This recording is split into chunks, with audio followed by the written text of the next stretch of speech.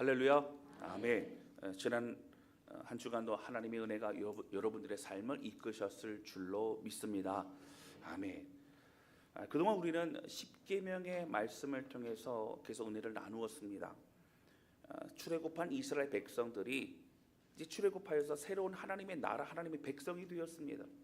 근데 어떻게 살아가는 것이 가장 중요한가? 바로 그것을 깨닫게 하기 위해 주신 말씀이 바로 십계명의 명령이라고 하는 것입니다. 마이크 소리를 조금만 줄여주실까요? 예, 울리는데요. 여러분 잘 아시는 건 10가지의 말씀을 통해 우리에게 이 삶의 방법을 깨닫게 해주셨습니다. 죄악된 삶을 멀리하고 거룩과 구별의 삶, 하나님의 성품을 닮아가는 바로 또 인간과 인간 관계 안에서 서로 존중하고 사랑하는 바로 그런 하나님의 말씀을, 마음을 우리에게 알려주셨다라고 하는 것이죠.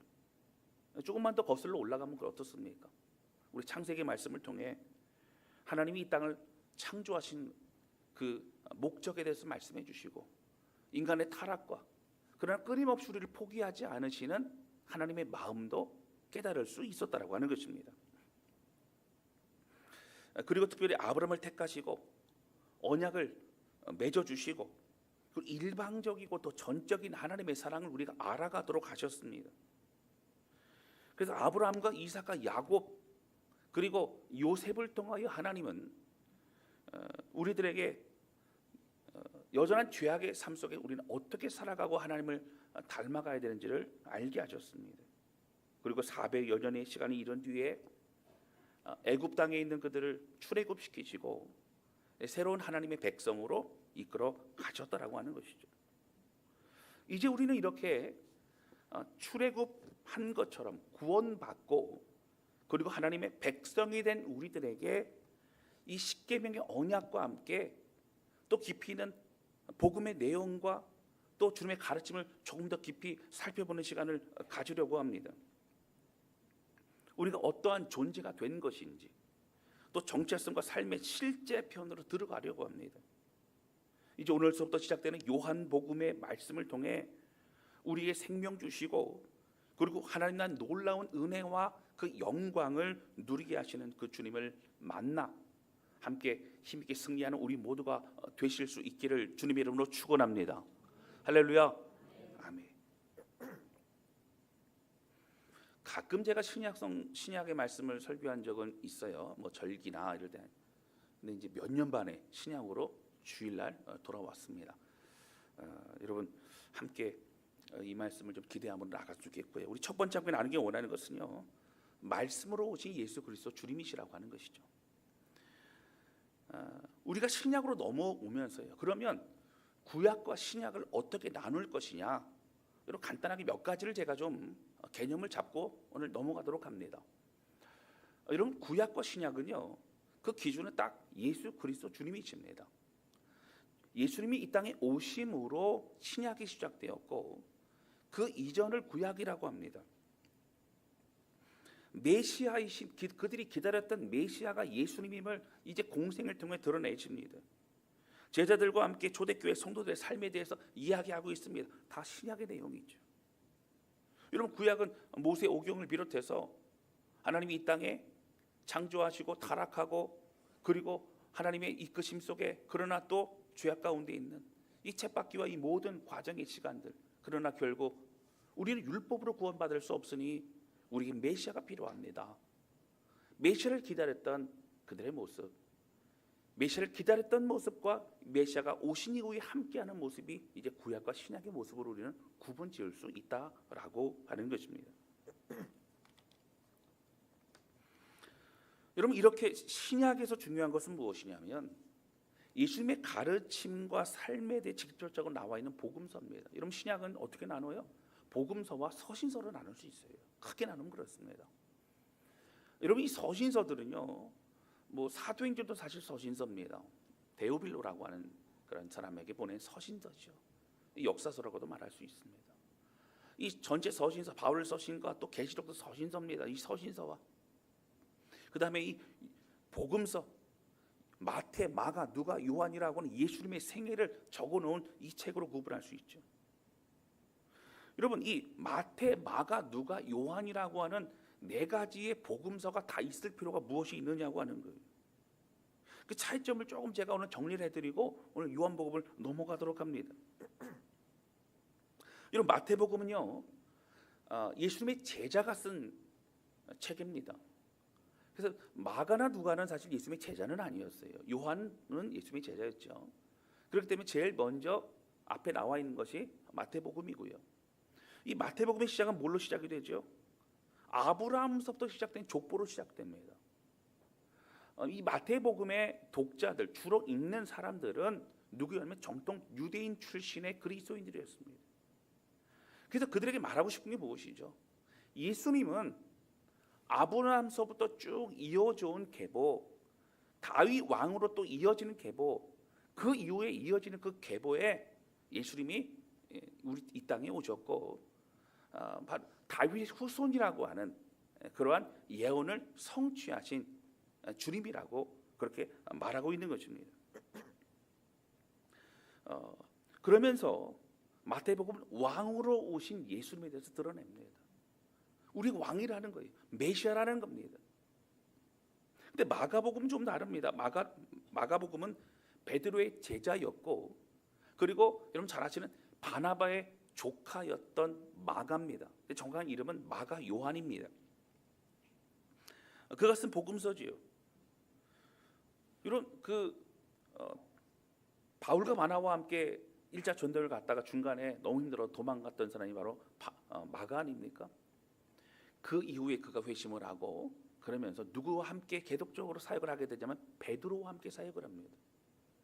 여러분, 베드로와 함께 사역했는데 베드로는 열정이 넘치는 사람입니다. 에너지가 넘치죠.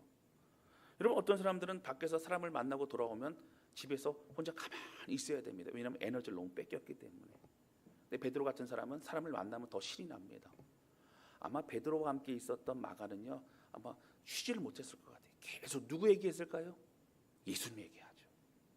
너무 좋기도 하고 때로는 또 힘들기도 하고 그런 이런 시간을 갖때 그 당시에 복음서가 없었습니다. 제일 먼저 복음서를 정리해서 베드로의 그 예수님에 관한 이야기를 정리해서 썼던 것이 바로 마가복음이라고 하는 것입니다. 이제 마가복음의 이 내용은 주로 로마에서 신앙생활을 했던 그런 그리스도인들에게 보낸 편지와 같은 복음서입니다. 그러니까 주로 독자가 그렇기 때문에 사실은 너희가 믿는 예수님이 능력의 예수님이다. 모든 기적과 모든 것에 그런 능력의 예수님이다라고 그렇게 말하기도 하지만 또 하나는 종으로 오신 예수님이라는 거예요. 핍박받고 있는 로마인들이 어떤 마음이 들었을까요? 그리스도인이라고 하는 그 이름만으로도, 그 믿는다는 것만으로도 두려움과 고통 가운데 있었던 그들에게 우리를 위해 종으로 오셨고 핍박받으시고 죽으심으로 헌신하셨던 그 주님을 바라보면서 그들의 그 고통과 고난의 삶이 무의미하다고 생각하지 않게 됐다는 거예요. 힘을 얻게 됩니다. 오히려 주님께 헌신하고 또 오히려 핍박 가운데 그 고난에 동참하는 것이 우리에게 큰 은혜다라는 것을 깨닫게 되어졌다라고 하는 것입니다. 바로 그것이 마가복음입니다. 여러분, 누가복음은요, 의사였던 누가가 썼던 복음서입니다. 여러분, 주로 이방인들이 많이 이 복음서를 읽게 됩니다. 여러분, 당시 이방인 그리스도인들은 어떤 마음이 있었냐면 유대인 출신의 그리스도인들은 정통으로 그렇게 스스로가 자부심을 가지고 있었어요. 우리는 정통이다. 우리는 이스라엘 백성이다. 우리 유대인이다. 뭐 그런 게 있었습니다. 근데 이방인들은 복음을 듣고 뜨거운 마음에 주님을 영접하고 함께 살아가지만 늘 어떤 마음이 있으면 우리는 부족한 자고 뭐 그 여러 가지 그런 마음이 있었던 것 같아요. 여러분, 그래서 그런 마음 속에서 사실은 위축되고 그랬던 그들에게 예수 그리스도의 십자가의 복음은 유대인뿐만 아니라 모든 이방인들에게 보편적인 그런 사랑과 구원의 역사라고 그렇게 표현하고 있는 것입니다. 누가복음에 보면 여러분, 이방인들에 대한 내용이 참 많이 나옵니다. 그래서 10명의 문둥병자가 치유를 받고 어떻게 됩니까? 사실은 치유를 받았다고 하는데 아직 몸은 안 났어요. 너희가 이제 제사장에 가서 몸을 보이라. 근데 가다 보니까 가는 동안에 몸이 나았습니다. 그 제사장이 몸을 보이고 그들은 다 각자 집으로 돌아가고 너무 기뻐했습니다. 그 중에 한 명이 누구한테 오죠? 예수님께 옵니다. 근데 왔던 그가 누구예요? 사마리아인입니다. 이방인이죠. 오히려 누굴 비교해요? 선택받은 자라고 선민이라고 생각했던 이스라엘 백성과 비교하여 오직 하나님을 믿음으로 잘 섬기고 따르는 자들이 참된 하나님의 백성이다, 그렇게 말씀하시는 거예요. 여러분, 강도만한 자를 살리고 그리고 돌보아주라고 하고 내가 이를 보고 돌아오는 길에 나머지 그를 위해 썼던 그 돈을 내가 치러주겠다고 말했던 그 착한 사마리아인도 누가복음에만 나오는 내용입니다. 종교인, 레위인, 여러분 그렇게 그냥 지나갔지만 그를 섬기고 그를 살리기 위해 애쓰고 수고하며 내가 가지고 있는 그런 돈을 지불하는 것을 아까워하지 않았던 사람이 바로 사마리아인이었죠. 많은 믿는 이방인들에게 우리가 알고 있는 우리를 구원하신 예수님은 유대인들만 살아가는 게 우리 모두를 사랑한다 라고 하면서 많은 이방인들에게 힘을 주고 소망을 주었던 것이 바로 누가복음의 내용입니다. 그러면 요한복음은 어떠냐고 하는 거예요. 여러분, 마태, 마가, 누가복음이 쓰여진 지 적어도 30-40년이 지난 이후에 누가복음은 쓰여집니다. 여러분, 예를 들어서 처음에 마가복음이 쓰여지고 마가복음의 내용을 또 기초로 해서 거기다 주신 감동 가운데 마태와 이제 누가복음이 이게 쓰여지게 되지 않습니까? 여러분, 3개나 되죠. 예수님의 행적을 남겨야 된다라고 하는 목적으로 썼다면 사실은 더 필요는 없었을 것입니다. 그러나 여러분, 요한은 어떤 마음이 있었냐면 당시에 영지주의라고 하는 그 이단의 세력 가운데 여러 가지 힘들고 어려웠던, 마음이 흔들렸던, 그리고 로마의 핍박과 이 본격적인 그런 어려움 속에서 사실은 우리가 알고 있는 이 십자가와 권능, 바로 이것이 우리의 생명을 주었던, 우리가 가지고 있는 것이 생명이고 능력임을 명백하게 드러내고 싶었습니다. 그리고 아직 믿지 않는 많은 사람들에게 명확한 복음을 전하고 싶었어요. 그래서 그들에게 생명을 얻게 하고 싶었습니다. 왜냐하면 이제 나이가 많이 들었던 이 사도 요한은 그의 마지막에 정말 쏟아붓는 마음으로 생명을 얻게 하는 이 복음서를 그는 만들고 싶었던 겁니다. 그래서 사실은 여러분, 십자가와 부활의 복음과 이 생명을 살리는 내용이 굉장히 많이 있습니다. 특별히 요한복음 특징 중에 하나는 무엇이냐면 신학적인 깊이가 있는 복음서입니다. 여러분, 이 마가복음이나 누가복음을 보면 이 사건 자체들이 몇 줄 되지 않아요. 그러니까 내용이 많지 않습니다. 그러다 보니까 마태복음 좀 참고하거나 뭐 이렇게 하다 보면 사복음서를 비교하면서 이 사건이 또 이런 내용도 있구나 이렇게 됩니다. 마가복음은 굉장히 짧아요.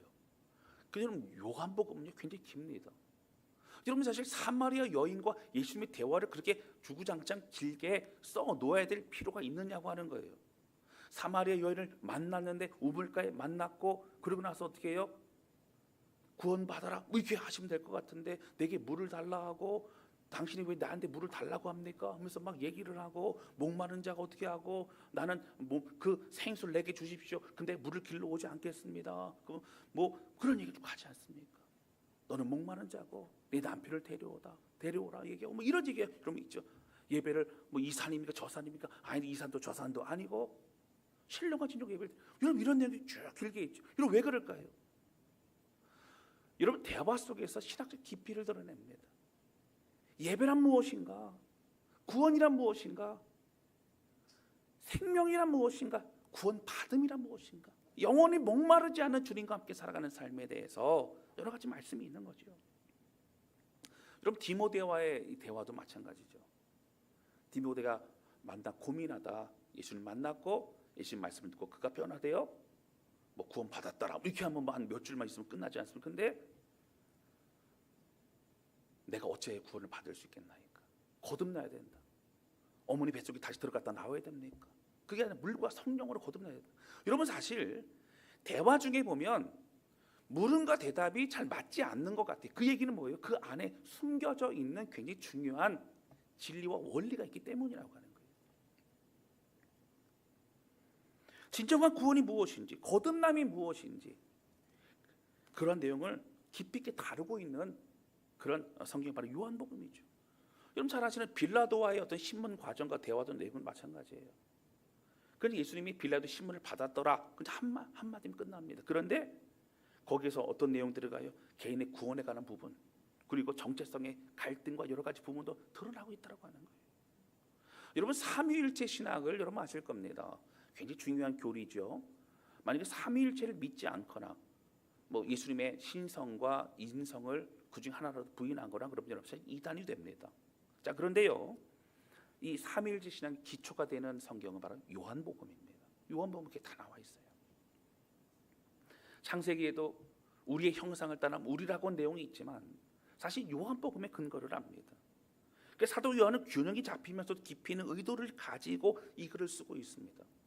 여러분 사실 다른 복음서보다도 이 요한복음은 굉장히 준비가 되고 기획이 되어 있는 그런 성경을 알 수 있는 것은 7이라는 숫자를 가지고 이 완전수 7을 통해 바로 7가지의 표적을 드러남으로 예수님이 메시아임을 정확하게 표현하고 있습니다. 그리고 또 7가지 에고에임이 나는 누구다라고 하는 그런 표현을 합니다. 뭐 잘 알고 있는 나는 생명의 떡이다, 나는 빛이다, 나는 양의 문이다, 나는 선한 목자다, 이런 내용을 가지고 주님께서 다루시고 표현하시고 그리고 자신을 드러내고 있는 걸 보게 됩니다. 목회자들이요 평생 목회를 하는데 뭐 짧게는 2, 30년, 뭐 길게는 40년 넘게 이 목회하는 분 참 많이 있으시지 않습니까? 목회를 하면서 내가 묵상하고 내가 눈물을 흘리고 내가 몸부림쳐서 함께 강의했던 그런 어떤 성경의 내용들을 갖기를 원하죠.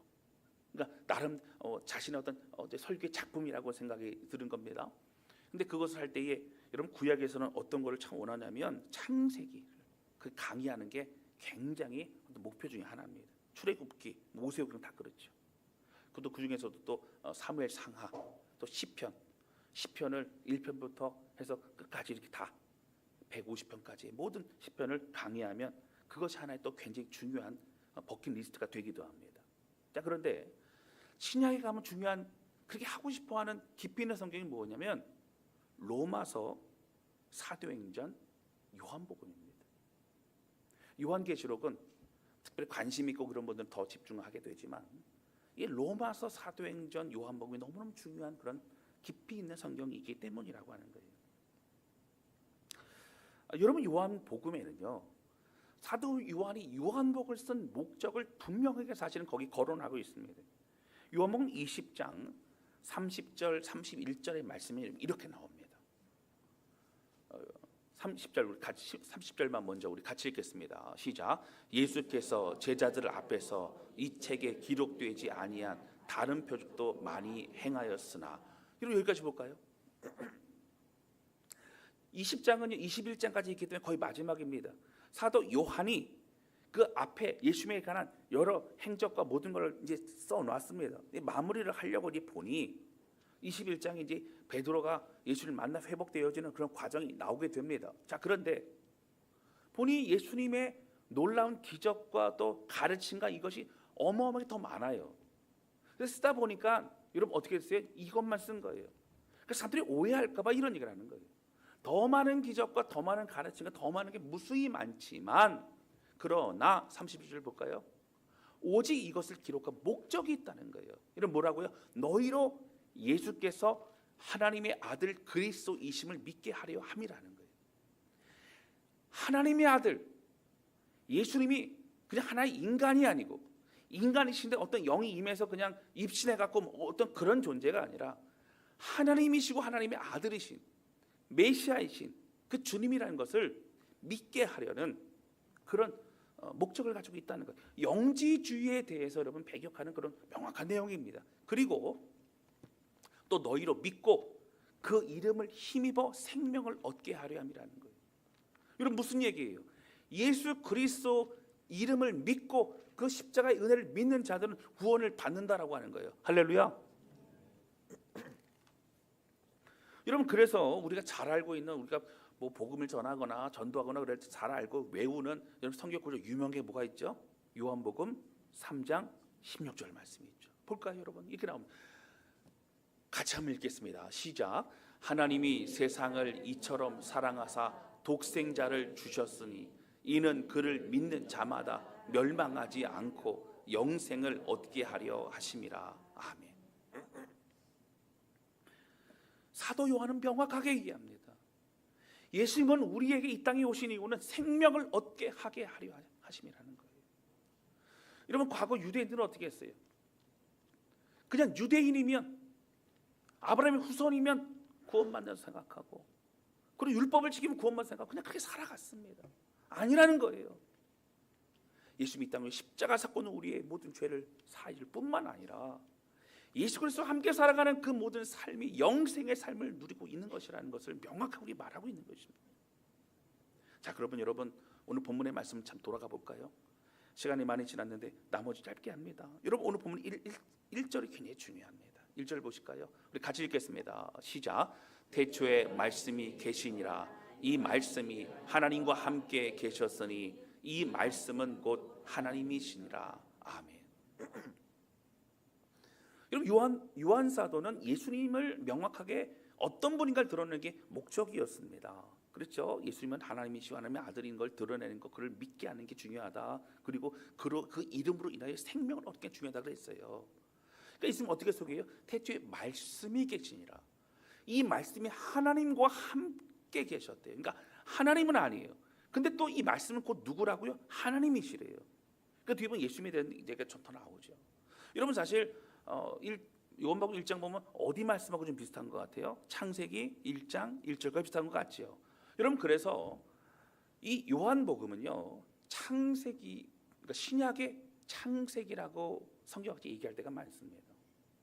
여러분, 이 구약의 창세기는 어떻습니까? 창조와 하나님의 또 구원의 또 회복의 모든 원리와 또 아브라함을 선택하시고 이 모든 과정이 다 드러나죠. 요한복음도 마찬가지인 거예요. 그런 목적, 그런 내용이 들어가 있기 때문이라고 하는 거예요. 여러분, 그런데 여기 말씀이라고 하는 단어가 굉장히 중요합니다. 여기 말씀에 보면 이것을 헬라어 원어로 보면 로고스라고 하는 단어를 씁니다.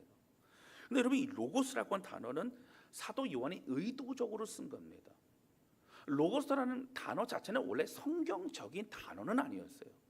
세상 속에서 굉장히 중요하게 늘 생각했던 그런 단어였습니다. 이 로고스는 바로 헬라 철학에서 우주의 질서를 만드는 이성적 원리. 여러분, 그들은 철학과 논리와 지혜가 굉장히 중요하다고 생각합니다. 소피아, 지혜, 철학, 이게 중요해요. 말로 어떻게 논리를 펴고 같이 얘기를 하다가 뭔가 깨달음이 있으면 그것이 너무너무 중요하다는 겁니다. 그것이 굉장히 큰 가치, 가장 상위의 가치라고 생각합니다. 이데아, 어떤 그런 가치입니다. 모든 이상과 진리의 에너지라고 로고스를 생각하고 표현하기도 합니다.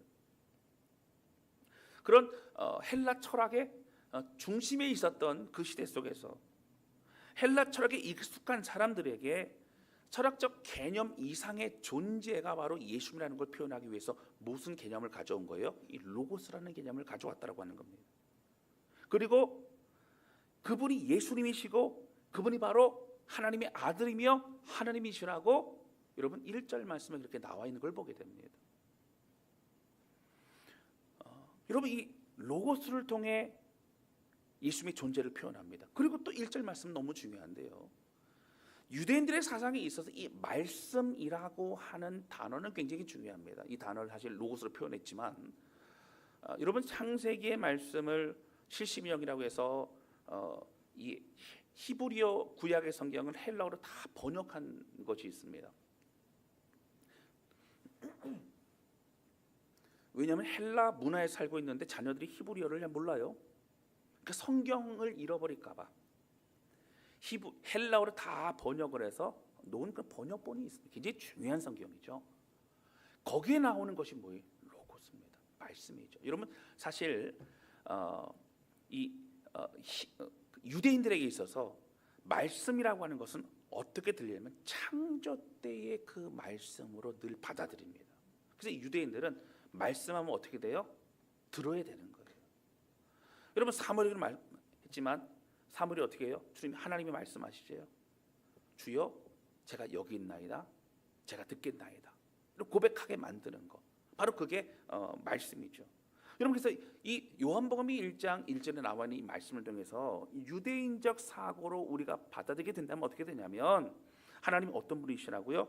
우리에게 말씀하시는 에너지, 우리를 변화시키는 능력, 바로 그것이 태초에 말씀이 계시니라, 그리고 말씀이 하나님이시고 말씀이 육신으로 이 땅에 임하신 예수님을 표현하고 있다라고 하는 거예요. 그리고 뒤에 보면 어떻게 됩니까? 빛이시라고 그렇게 얘기를 합니다. 5절 말씀해 볼까요? 5절 이렇게 나와요. 빛이 어둠에 비추되 어둠이 깨닫지 못하더라. 예수님이 이 땅에 오셨지만 깨닫지 못하 받아들이지 않습니다. 그 내용은 뒤에 좀 제가 말씀을 드릴게요. 여러분, 이 사도 요한은요, 사실 좀 서론에 여러 가지 인사말과 뭐 이런 내용 해야 되는데 1절서부터 여러분 어떻게 돼요? 태초에 말씀이 계시니라. 그러면서 예수 그리스도가 근본적인 하나님이시고, 이 태초는 천지를 창조하기 이전서부터 계셨던 하나님이시고 본체이시고 그분의 능력이심을 드러내고 있는 것을 볼 수 있다라고 하는 거예요. 영지주의적 어떤 그런 이단, 혼미하게 만드는 다른 것들에게 명확한 신학을 통해 그렇게 흔들리지 않을 수 있도록 말씀하고 있는 걸 볼 수 있습니다. 여러분, 그렇습니다. 예수님은요, 창조주이십니다. 할렐루야. 오늘 본문에도 보면 여러분 뭐라고 나와요? 3절 말씀 볼까? 이렇게 나옵니다. 만물이 그로 말미암아 지은 바 되었으니 지은 것이 하나도 그가 없이는 된 것이 없느니라. 예수님이 여러분 창조에 함께 하신 거예요. 창조주시고 모든 이성과 존재의 근원이시고 그분이 하나님의 아들이시며 하나님 자신이신 여러분 예수 그리스도, 그 주님이 우리와 함께 하신다라고 하는 거예요. 여러분, 우리가 믿는 예수님이 이렇다는 건 너무 중요합니다. 그 예수님을 우리가 제대로 알고 그 주님을 나의 하나님으로 받아들일 수 있어야 된다라고 하는 거예요. 할렐루야. 여러분, 그런데 저는 오늘 말씀에서 예수님이 말씀하셨다라고 하는 이 개념이 굉장히 좀 중요하다는 거예요. 다시 말해서 여러분, 창세기의 그 창조 때에 말씀하셨다라는 개념과 지금 여기에 말씀이 계셨고 말씀으로 임하셨고 말씀이 육신이 되어 오셨다라고 하는 이 개념은, 창조 때에 말씀하신 빛이 있으라 그랬을 때 빛이 생겨나고 어둠과 빛의 개념과 모든 것을 완전히 한순간에 만드셨던 것처럼 그 말씀의 능력은 우리에게 동일하게 임하신다라고 하는 거예요. 혼돈과 공허의 상황에서 하나님 말씀하시니 창조가 시작됩니다. 혼돈과 공허와 카오스의 그 상황 속에서 주님 말씀하시는 어둠과 빛의 개념이 시작됩니다. 그 안에 하늘과 땅의 모든 구분과 질서가 지어집니다. 그 안에 해, 달, 별과 동물과 식물과 사람과 모든 것이 지어집니다. 여러분, 그냥 만들어진 게 아니라 아름답게 만들어지고 기가 막히게 만들어지고, 그리고 모든 자연의 원리를 통하여 그것이 흘러가게 만드셨다라고 하는 거예요. 여러분, 사도요한은 뭘 말씀하고 싶어요? 뭘 말하고 싶어요? 그때 혼돈과 공허 가운데 임하셔서 질서와 회복과 능력과 생명을 만드셨던 그 하나님의 말씀이 지금 말씀으로 우리에게 오신 예수 그리스도 주님이시라는 거예요. 여러분, 우리가 읽고 있는 이 성경은, 우리가 듣고 있는 이 말씀은 그냥 울려 퍼지는 그냥 공한 말씀이 아니라 오늘 빛이 있으라 말씀하셨던 그 주님의 에너지, 주님의 능력, 그 말씀이 지금 우리에게 들려지는 말씀임을 믿으시기를 주님의 이름으로 축원합니다. 여러분, 우리의 삶에 공허가 있어요. 우리의 삶에 막막함이 있어요. 우리의 삶에 두려움이 있어요. 그때 여러분, 사람 찾아다니지 마시고, 여러분 다른 거 의지하지 마시고, 먼저 우리가 해야 될 것은, 먼저 무릎 꿇어야 될 것은 하나님의 말씀 앞에 무릎 꿇고 하나님을 찾아야 된다라고 하는 거예요. 여러분, 우리의 평안을 주는 건 다른 것 아닙니다. 여러분, 어떤 거 해결됐어요? 어떤 어려움이 여러분 당장 모면했습니까? 아니요, 여러분. 당장 그렇게 돼서 언젠가 계속적으로 우리의 마음은 다른 것들로 복잡해집니다. 그러나 우리의 마음과 심령이 깃들을 붙잡고 있는 건 다른 것이 아니라 하나님 말씀이라고 하는 거예요. 우리에게 소망과 능력으로 붙드시는 주의 능력이라고 하는 겁니다. 할렐루야.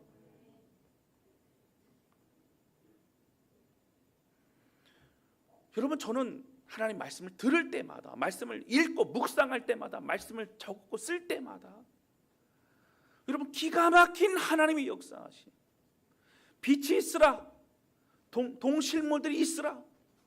사람을 만드셨던 그 놀라운 기적과 하나님의 역사하심이 오늘 우리 안에 답답함과 두려움의 마음이 평화와 기쁨과 감사와 질서와 소망을 갖게 되는 그런 심령으로 회복되고 우리의 삶도 우리의 환경도 회복되어지는 놀라운 은혜가 되실 수 있기를 주님의 이름으로 축원합니다. 그 능력 우리에게 주시는 말씀이라고 하는 거예요. 여러분, 그 말씀이 우리 안에 들어와야 됩니다. 여러분, 말씀을 사모해야 됩니다. 말씀에 달라고 기도해야 됩니다. 성령을 통하여 말씀을 들어야 됩니다. 성령을 통하여 여러분 결단해야 됩니다. 이런 마음에 부담이 있을 때가 있지 않습니까? 불편할 때가 있지 않습니까? 회개하고 돌이키고 붙잡아야 됩니다. 그럴 때 역사가 일어나는 것이죠. 사랑하는 성도 여러분, 말씀이신 우리 예수 그리스도, 말씀의 능력이신 우리 예수 그리스도, 그 말씀으로 우리를 회복시키며 은혜 가운데 나아가는, 그리고 끝까지 믿음을 지켜 나아가는 그런 소망을 꿈꾸며 나가는 우리 모두가 되실 수 있기를 주님의 이름으로 축원합니다.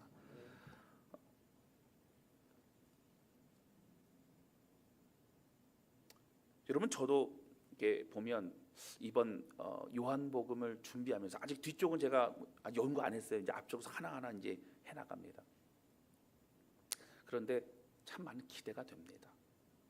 저는 개인적으로 이 창세기를 강해를 준비하고 몸부림치고 이 과정 속에서 제 안의 믿음도 제 안에 어떤 하나님을 더 알아가게 되는 그런 지식과 은혜도 참 더 많아진 것 같아요. 그러니까 참 은혜와 확신 가운데 있게 됐지요.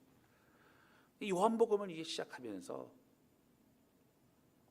대초에 말씀이 계시고 말씀이 육시 되신 그 주님의 은혜, 그리고 말씀하시는 그 주님을 바라보면서 이 요한복음의 이제 마지막 21장까지 이게 쭉 가면서 어떠한 말씀으로 역사하실까 그런 기대가 됩니다. 여러분, 오늘 이 말씀에 대해 말씀하시지 않았습니까? 하나님 말씀을 사모함으로 우리를 변화시키시고 물이 변하여 포도주가 되고, 예수님 말씀하시니 죽은 나사로가 살아가고, 예수님 말씀하시니 거친 파도가 잠잠해지고, 예수님 말씀하시니 공허하고 두렵고 답답했던 우리의 영혼이 새로워지고 생명을 얻고, 예수 말씀하시니 모든 묶임과 결박에 두렵고 살아갔던 우리가 참된 자유함을 얻게 되는 그런 놀라운 은혜를 우리 모두 함께 감격으로 맞이하는 저와 여러분 되시기를 주님의 이름으로 축원합니다. 한 가지만 더 말씀드리고 마칩니다. 두 번째 함께 나누기 원하는 것은요, 생명을 주기 위해 이 땅에 오신 예수 그리스도라는 거예요. 여러분, 14절 말씀에 보면 이렇게 나오죠. 아까 제가 앞서 말씀드린 우리에게 생명 주기 위한 그 말씀이 연결되는 겁니다. 14절 볼까요? 우리 같이 읽겠습니다. 시작. 말씀이 육신이 되어 우리 가운데 거하심에 우리가 그의 영광을 보니 아버지의 독생자의 영광이요 은혜와 진리가 충만하더라. 아멘. 말씀이 육신이 되었대요. 이 얘기는 하늘 보좌 버리고 이 땅에 오신 거예요. 여러분, 제가 하늘 보좌 버리고 이 땅에 오셨습니다. 왜 오셨지? 이런 생각이 들어요. 여러분, 잘 보셔야 돼요. 하나님이요, 사실 우리를 구원하실 특별한 이유가 없어요. 내버려 둬도 됩니다. 죄는 누가 졌어요? 우리 인간이 졌습니다. 죄 대가 받으면 됩니다. 그런데 이럴 때 그냥 은혜를 좀 베푸시고 뭐 그렇게 하시면 돼요. 그냥 어떻게 살다가 결국 때가 돼서 어쩔 수 없이 죄 지었으니 죄 대가 받고 지옥 가면 됩니다. 그런데 예수님은 하늘 보좌에 계시다가 이 땅까지 내려오셨어요. 그리고 우리를 위해 십자가에서 죽으셨습니다. 여러분, 하늘 보좌 버리고 이 땅에 내려오신 이 간극이 어떻게 우리가 생각하고 표현해야 될까? 제가 한 번은 고민하다가 보니까, 여러분, 개미가 있잖아요. 개미예요, 그렇죠? 조그만 개미. 사람이 개미가 돼서 개미를 살리기 위해서 죽었다 라고 하는 것과도 비교할 수 없어요. 그것도 엄청난, 여러분, 우리가 예를 들어서 우리가 개미가 돼가지고 그렇게 된다는 것도 정말 있을 수 없는 일이고 엄청난 간극이지만 그것 비교할 수 없는, 창조주신 하나님이 우리 인간이 되어 이 땅에 오셨다. 우리를 위해 죽으셨다라고 하는 것은 이루 말할 수 없는 기적이요 놀라운 사건이라고 하는 것입니다. 여러분 이건 충격인 거예요. 여러분 그냥 우리가 아닙니다. 원수된 우리입니다. 하나님 말씀을 그릇되이 행했던 우리입니다. 대신 벌 받기 위해 오신 거예요. 여러분 오늘 본문의 말씀 12절과 13절에 보면 이렇게 나옵니다. 우리 같이 읽겠습니다. 시작. 영접하는 자 곧 그 이름을 믿는 자들에게는 하나님의 자녀가 되는 권세를 주셨으니 이는 혈통으로나 육정으로나 사람의 뜻으로 나지 아니하고 오직 하나님께로부터 난 자들이니라. 아멘. 영접하는 자 그 뜻대로 부르심을 입은 자들에게는 하나님의 자녀가 되는 권세를 주셨대요. 근데 여러분 요 10절과 11절 그 앞에 보면 사실 이 12절의 말씀이 나온 그 배경이 나오는데 10절 보실까요? 이렇게 나와요. 그가 세상에 계셨으며 세상 그로 말미암아 지은 바 되었으되 하나님 만드셨잖아요. 예수 만드셨잖아요. 근데 세상이 뭐라고요? 그를 알지 못하였다라고 나옵니다. 잊어버렸어요. 알지 못합니다. 그 11절에 보면 뭐라고요?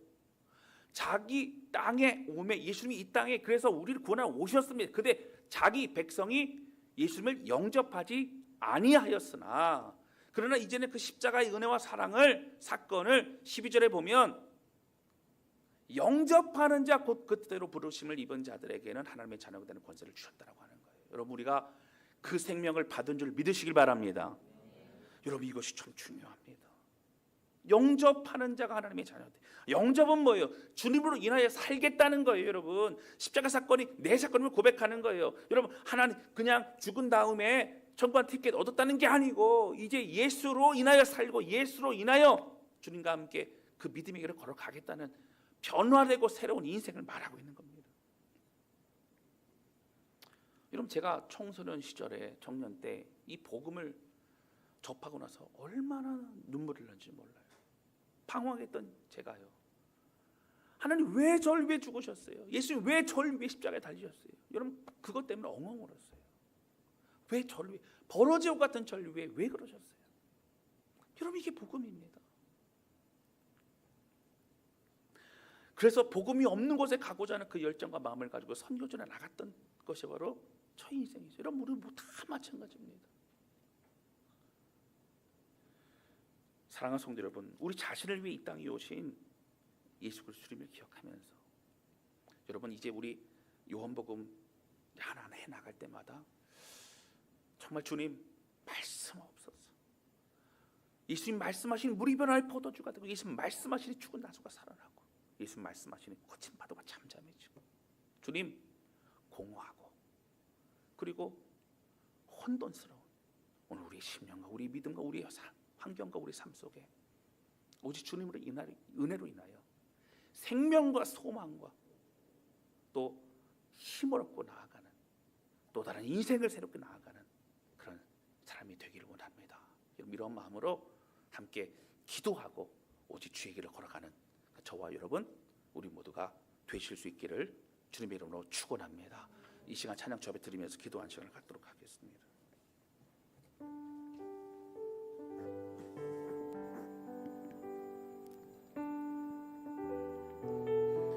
여러분 저는 이 찬양 참 자주 불러요. 어떤 분들은 목사님 이 찬양 너무 좋아하시는 것 같아. 그럴 수도 있습니다. 여러분 이 가사의 내용 자체가 다 너무 저는 감격스럽습니다. 이 땅 위에 오신 하나님의 본체. 여러분 이 가사만 봐도 막 떨려요. 나를 위해 하늘 보좌 버리고 이 땅에 오신 하나님이신 예수님. 근데 그 주님이 십자가에 달리셨어요. 그리고 우리 죄를 사해 주셨어요. 우리 대신 죽으셨어요. 여러분 어떻게 감격스럽지 않을 수 있겠느냐? 여러분 태초에 말씀이 계시니라 말씀이 육시되어 이 땅에 오셨고 그 말씀이 지금도 우리를 붙드시고 역사하십니다. 여러분 이 사실 기억하며 이 찬양을 부를 때에 우리의 마음의 중심을 올려드리며 주님 감사합니다. 우리 그런 마음으로 찬양하며 고백하며 저 앞에 나아가도록 하겠습니다.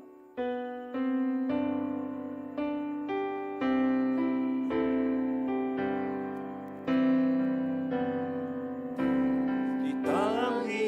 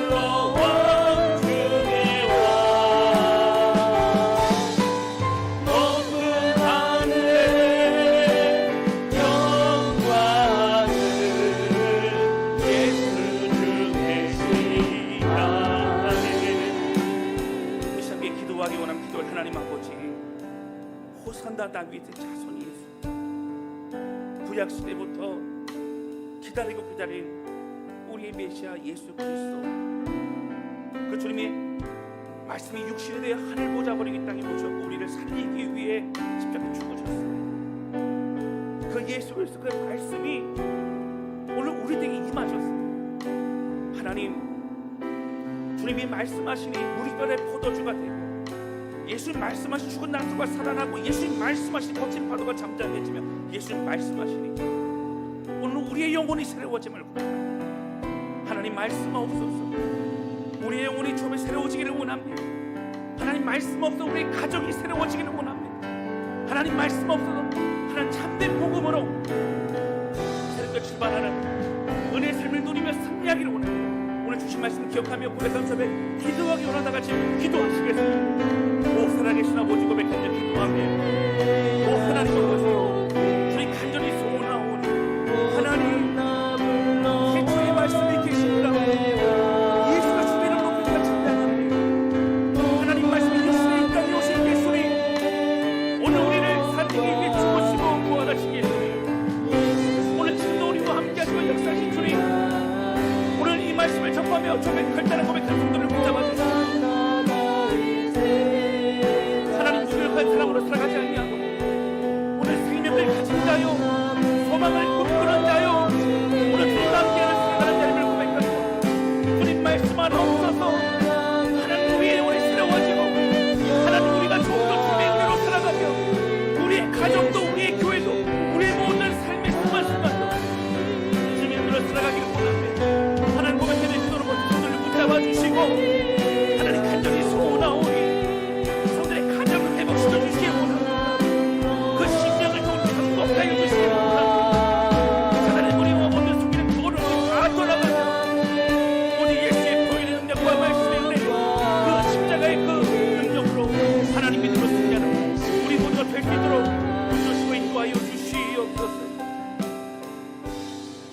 하나님 아버지, 태초의 말씀이 되시니라. 이 말씀이 하나님과 함께 계셨으니 이 말씀은 곧 하나님이시니라. 창조주여, 하나님의 아들이요 하나님이신 주, 우리 예수님이 말씀이 육신이 되어 이 땅에 오셨고 우리를 위해 십자가에 달려 죽으실 뿐만 아니라 이제 우리의 모든 것을 다 회복시키시고 부활하셔서 지금도 우리와 함께 하시고 우리의 삶을 가장 선하게 인도하심을 믿습니다. 주님, 이 복음 앞에 다시 섭니다. 이 십자가의 은혜 앞에 다시 섭니다. 강박하고 또 게으르고 연약해도 우리 모두가 다시 주의 말씀으로 새로워지게 해주시고, 천지를 창조하실 때 모든 혼돈과 모든 공허와 모든 막막함과 모든 카오스 속에 주의 말씀으로 새로운 질서와 새로운 모든 것이 생겨나고 아름다움과 모든 하나님의 질서와 흐름이 생겨났던 것처럼 하나님 우리에게 말씀해 주셔서 우리의 심령이 주의 말씀이 새로워지고 오직 은혜의 길을 걸어갈 수 있도록 인도하여 주시옵소서. 하나님 요한복음에 계속 강해하는 이 시간 특별히 임하여 주시고, 하나님 전하는 자 듣는 자나 함께 말씀 앞에 씨름하며 우리 주신 메시지를 붙잡고 살아가는 우리 모두가 되게 해주시옵소서. 하나님 요한복음 이후에는 더욱더 굳건한 믿음의 사람으로 성장할 수 있도록 우리 하나님 함께하여 주옵소서. 하나님 홀로 영광 받아 주시옵소서. 예수님의 이름으로 기도하였습니다. 아멘.